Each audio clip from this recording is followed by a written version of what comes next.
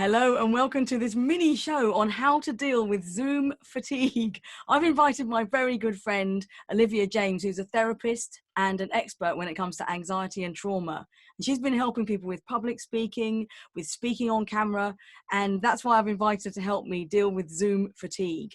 Because even though my background's broadcasting and I spent 20 years in live studios, you'd think I would never get fed up or tired of Zoom and live broadcasting, but I am exhausted. And I'm finding that Zoom and remote meetings and any form of video live contact is really, really tiring. And a lot of my clients have been saying the same thing. So Olivia, welcome to the mini show. How are you today? Thank you. I'm really well. Good. Now, Zoom fatigue, Olivia, are you familiar with that phenomenon? I am indeed, yes. In fact, it was in the paper the other day, wasn't it? I think India Night was talking about it. Yeah. As a thing. It's now become a phenomenon. It has indeed, yes. One of the reasons why it's so tiring is our brains are not designed for this. So when we're in a Zoom meeting, our brain is trying to do lots of different things. It's trying to take in information. We're trying to read body language of people as well.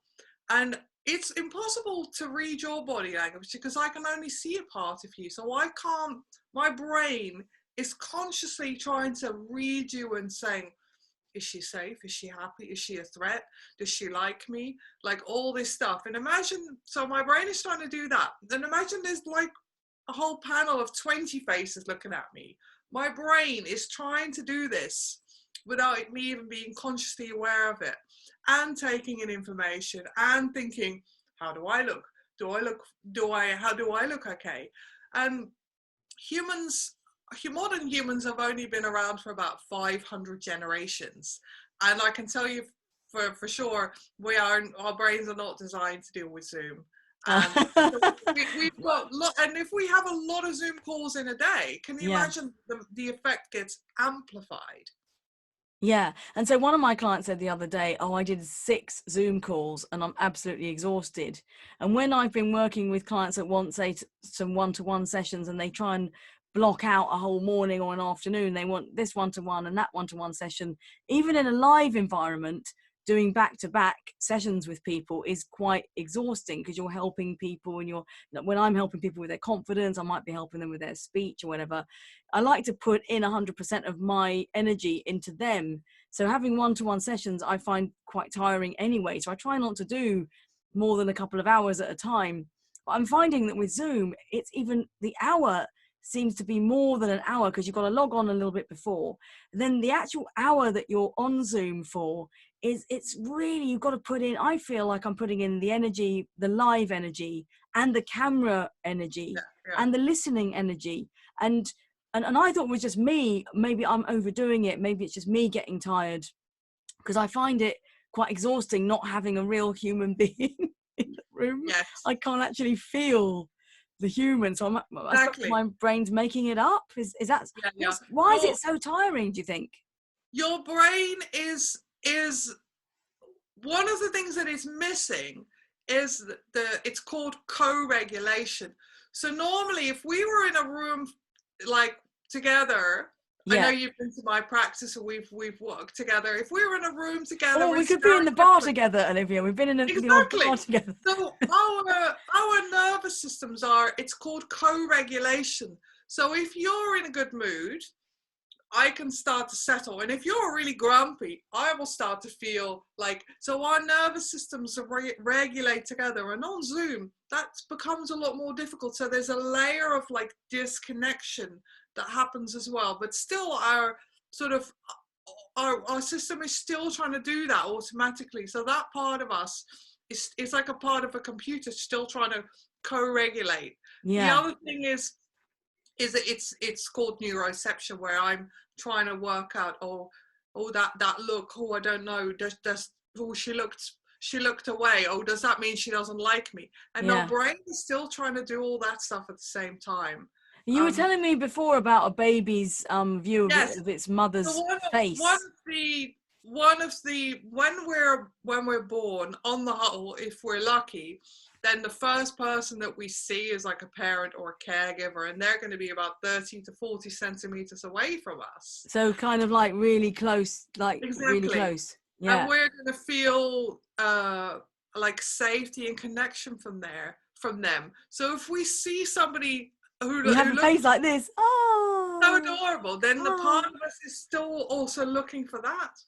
So and imagine if this is a work Zoom situation where like there's 20 people looking at us, and there's office politics happening as well, and all sorts of stuff. It becomes overwhelming, where we're looking for safety, we're looking for connection, we're trying to pick up little micro signals of, oh, does that person like me? Did they like what I said? Like, did I not like what I said? It becomes exhausting. And like you said, if we then have 6 a day, Yeah.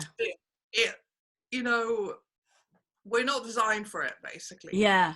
So in terms of the worry and the paranoia, so I mean, when I'm helping people to look good and sound good on camera for their meetings, a lot of the time I'm talking about working with a camera, which is a very Yes, particular skill, and actually it's got very little to do with looking at people's faces, and a lot of it is to do with working a camera. So at the moment I'm looking at a camera yeah, up here.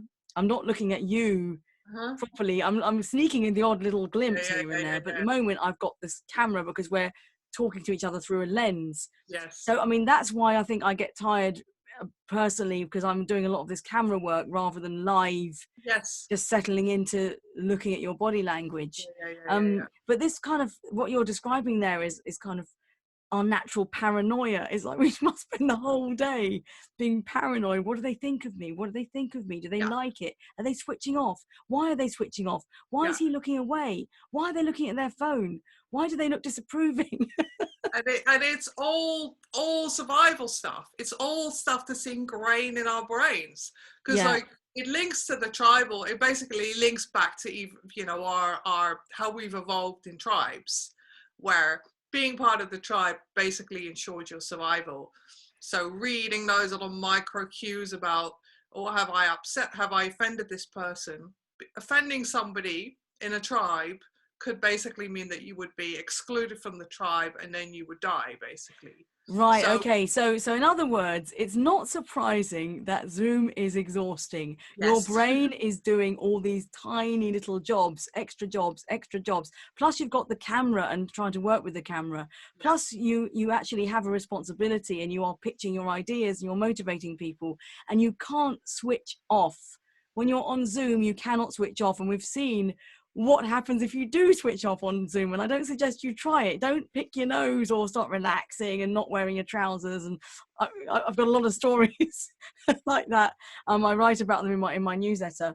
So don't get worried if you are getting tired of Zoom. So just finally then, Olivia, what are your tips from a psychological point of view, from a therapeutic point of view? What's your top tip for avoiding Zoom fatigue? top tip is some really practical stuff.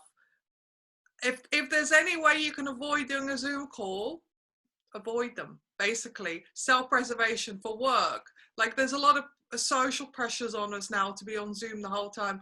Cut them as much as possible. Cut the amount of Zoom calls you do. That will really help preserve your mental health and your sanity. Yeah, and also somebody was asking me the other day, because help people to engage with audience through a camera lens, and people say, how do you engage? What if it's a really serious conversation and you really want to have a deep and meaningful conversation? So my tip is actually, some of the time, maybe see each other on camera and wave to each other so you know what you look like, and you feel close to the person. If they're in the other side of the world, for example, you can see them Yeah, on camera. But maybe for the intimate piece of the conversation, turn off the camera, maybe put an image up on the screen and have a yeah, shared screen instead, and just quieten down all of your five senses a little bit, and only focus on the audio and focus on the feeling and the meaning. And I yes. think that would kind of cut out a lot of that kind of the paranoia, that kind of anxious part of your brain that's probably being fired off when Zoom is on. Are So you talking about an old-fashioned phone call by any An, chance? an Basically, old-fashioned phone call. But the thing about Zoom, though, is that you can share a screen. You can share a beautiful yes. image of a beautiful butterfly or a rainforest or something. So that's really, really helpful. Thank you. So stay safe. Don't Zoom too much. Don't get overwhelmed and don't get tired of Zoom. Preserve yourself. And if you've got any other questions about remote meetings, feeling confident, feeling anxious, or you want me to come and host an event for you, please get in touch. Esther@estherstanhope.com. And if you want to get in touch with Olivia, email me and I'll put you in touch with her. So stay safe.